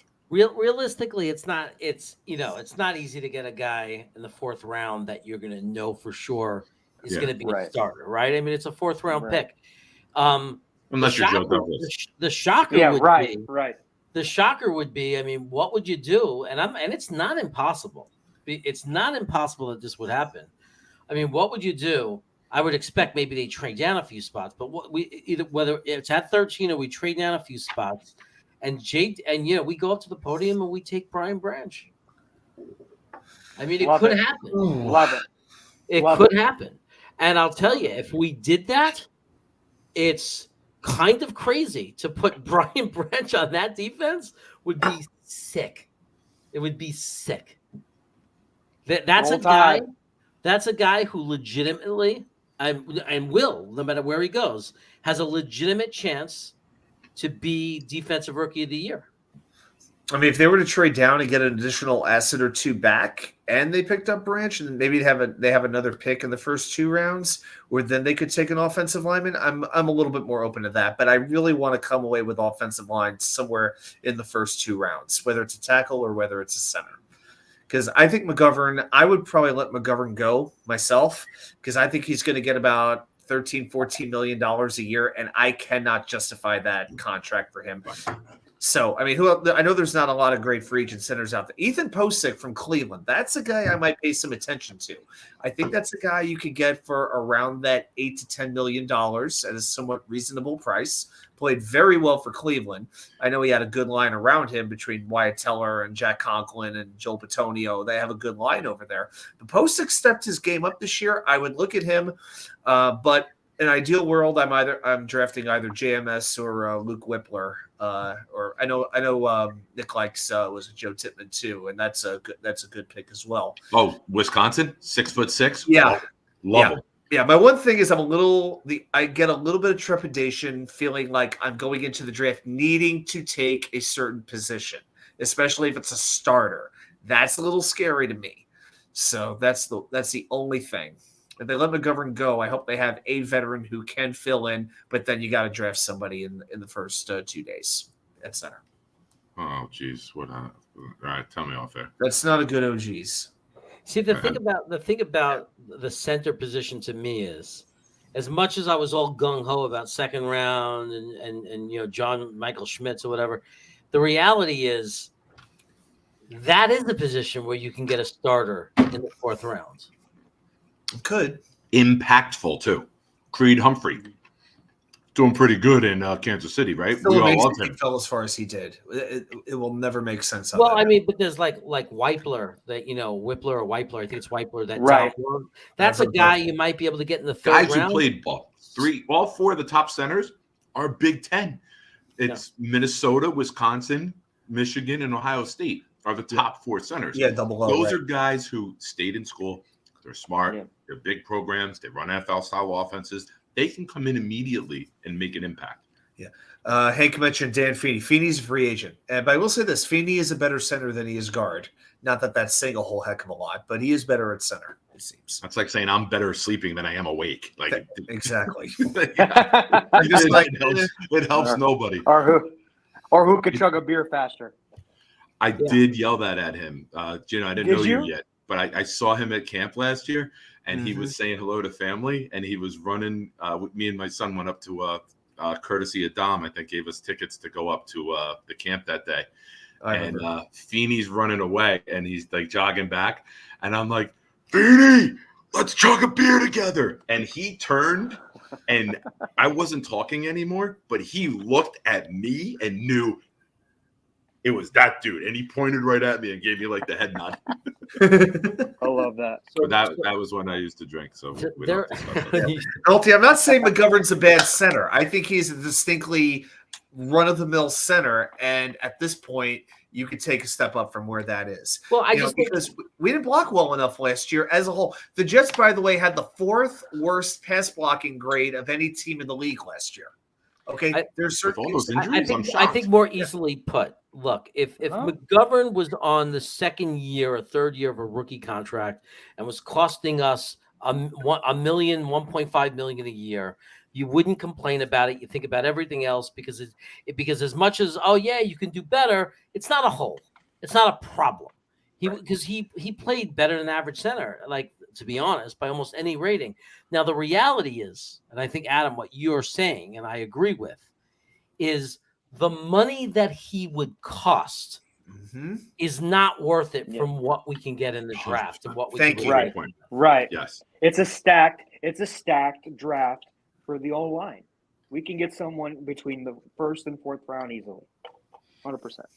Right. So it's like that's our reality is we're not going to spend $10 million when I'd rather put I want to draft a guy, but I'd rather put Feeney in there at his $1 million salary than pay McGovern $10 million, because that $9 million I'd rather put somewhere else. Now I wouldn't be thrilled with it. It wouldn't be ideal. I think we should draft somebody, and I think we will. But for some reason, somebody like Chicago, somebody desperate for a center, because the grass is always greener, is going to come out and they're going to pay McGovern $10 million or $9 million for 2 or 3 years. They're going to do it. Someone's going to do it. Oh, he's going to get a lot of money. Yeah. It's him. Who are the best centers on the market? Him, Posick, Garrett Bradbury from Minnesota, Bradley Bozeman. These guys aren't going to the Pro Bowl. So somebody who's desperate will pay some money to get these centers back in. So, and that's the funny thing with the Jets. We have 23 free agents, restricted and unrestricted. How many of those Right. guys do we feel the Jets have to keep? One or two, maybe? I mean, you got to keep Bryce Huff. Yeah. I'd like them to keep Quincy Williams. We'll see what kind of a market he gets. But, I mean, I'm not feeling like they got to keep, Fant, Zerline, Mike White, these types of guys. So, Yeah, I would only Sheldon Huff Rankins, maybe Huff, Sheldon. yeah, exactly. Huff, Rankins, of course, Quincy, and of course, Quinnen. That's the only four. Right, but Quinnen's not a free agent, but I understand what you're saying. Yeah. Yeah, no, I totally. Jeremy, I love earlier that you were Mike Myers on Saturday Night Live when they do the oh, I'm so verklempt. When you say center, you're like center. Like you went Brooklyn Jewish guy. We need to find a center. And it reminded me of him saying, oh, I'm so verklempt. Like the way he said it. I'm so verklempt. If we went in and we had Dan Feeney as our center, and that's all we had, I would drink my coffee on Sunday morning, all verklempt, saying, how are we going to win a game with Dan Feeney as our center? Do you know how I stir my coffee? In the center of a mug. How did we all go from paisans to old Jewish women? Because I heard it, and I was waiting to say it. I was like, it took me back to being a kid watching Saturday Night Live. The way he said the T. Where is Font going to end up? George Font. I think he's going to go to the Bears. They have a lot of money. They need a line. They do have money. The Bears. The Bears have like $100 million in cap space. It is exactly. Oh, I got a good one. Oh no. He's gonna go win a Super Bowl, replacing Orlando Brown in Kansas City. Oh no. Okay, bartender, cut Nick's tab off. That's enough. Oh, and I always look like somebody squirted lemon juice in my eye. My reading material every day. Respect. Jets Twitter. Respect. Jets Twitter. Yeah. My favorite Gilbert Gottfried joke, and this one's actually clean. They asked him on Hollywood Squares. I know it's shocking. Just go with it. No, it's a clean joke. The question on Hollywood Squares was, "What should you do about back hair?" And he goes, "I usually close my eyes and imagine she's wearing an alpaca sweater."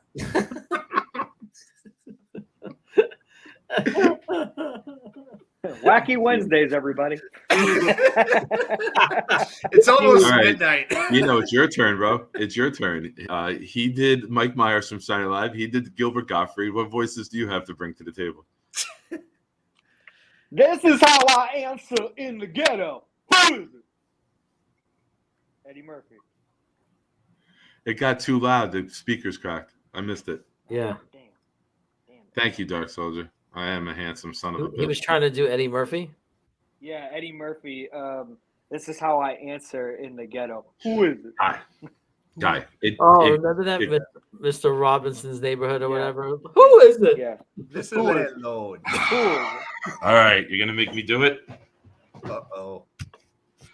When you're living in a van down by the river. That's one of my favorites. I used to do that. So I used to do that to the kids at school. I'd go up to the kids at school. I'd say, if you don't study and you don't work hard in school, you're going to end up living in a van down by the river. Hey, man, how can we get on the right track? We just... We're going to be buddies. We're going to wrestle around.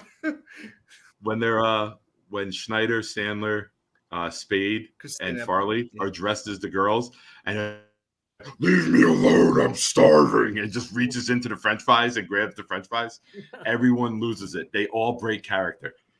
What about the one where it's like the Spanish family? And it goes, Eduardo Codato Gedato in a van. El Mio Rio.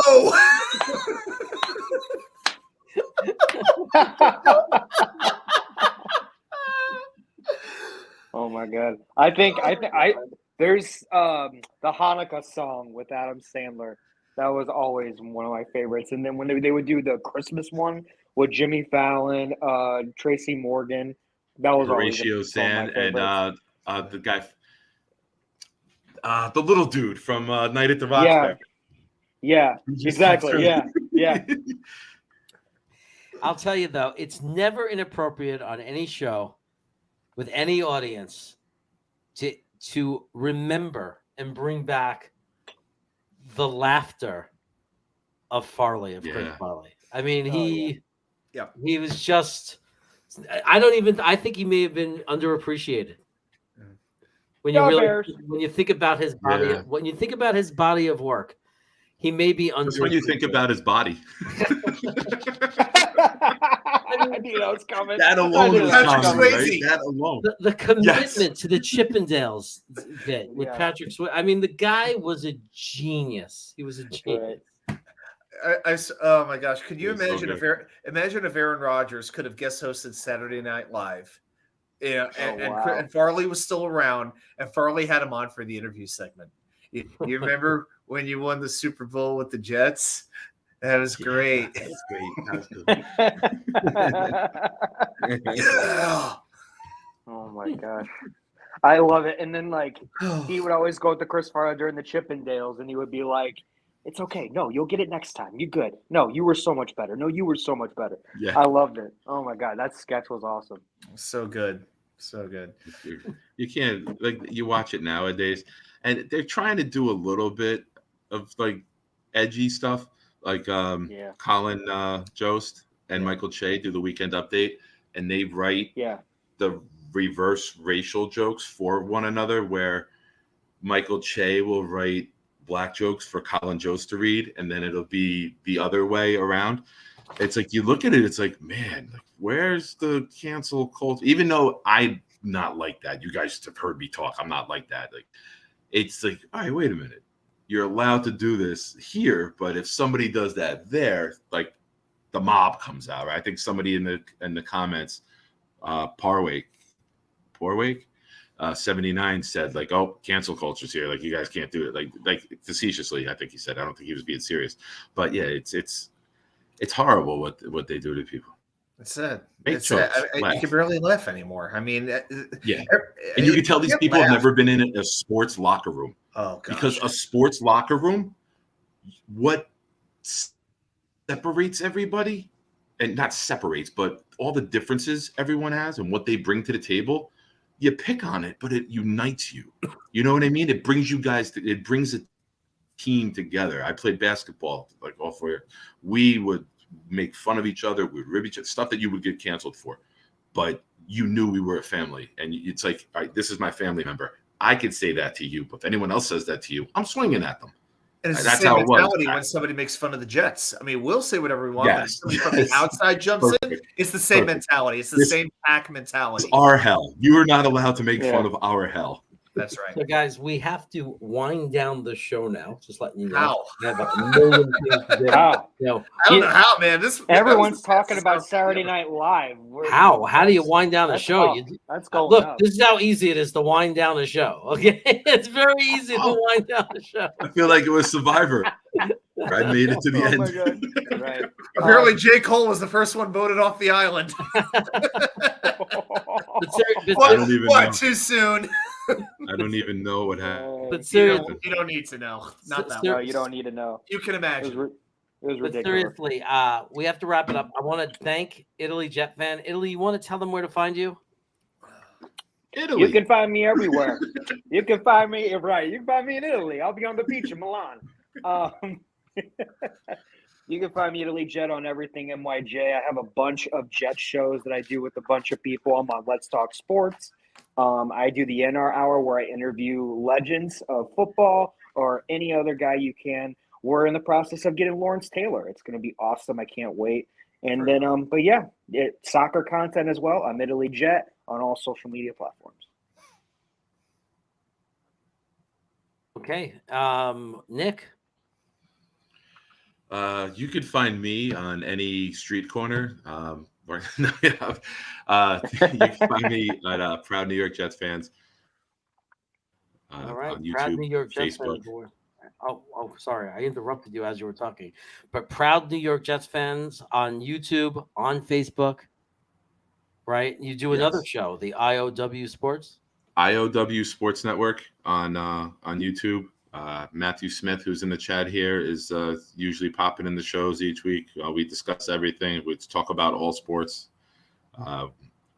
It's a good time. We have really good the two guys I do it with. One is from Detroit, one's from Kansas City.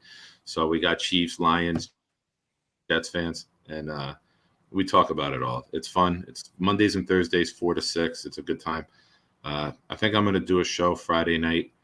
I'm not going to plan it ahead of time just because if the news hits on a Friday night, then I know all the big guns will be on, and it'll be me talking to myself. I basically will just sit on the edge of the bed and look in the mirror the whole time. It would be the equivalent. If my arm fell off my arm just slipped off the table. Did you see that? Okay, Adam. But yeah, I'm sorry. Go ahead. But if there's no big news, you'll be on Friday night most likely. yes, I will be in the center of attention. Proud New York Jets fan, everybody. And Adam. Thank you, buddy. Yeah, like I mentioned, I'll be heading back to North Carolina, so I will actually be in the original home of the Wicker Chair. But on that note, you can find me at NY Sports Wicker Media on Twitter at WA2K_1999. It's weird. It's like my 1 minute short videos that I've been doing about the Jets. Those are the ones that are getting the most views. So I guess I do my best work in under 1 minute. Nick, that's your opening. That's what she said too. I had to do that for you.